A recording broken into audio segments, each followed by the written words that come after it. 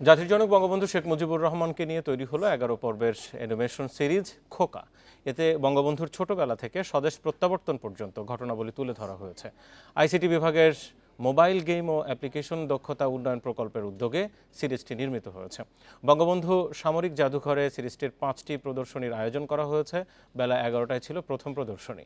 সংসদ সদস্যদের জন্য বিশেষ প্রদর্শনী ছিল বেলা 1:30টায়। আয়োজকরা জানান, বঙ্গবন্ধু শেখ মুজিবুর রহমান শুধু রাজনৈতিক ব্যক্তিত্ব বা জাতির জনকই নন, ছিলেন অসামান্য মানবিক গুণাবলীরও অধিকারী। তার সহনশীলতা, মানবিকতার শিক্ষা নতুন প্রজন্মের কাছে তুলে ধরতেই এই অ্যানিমেশন সিরিজটি।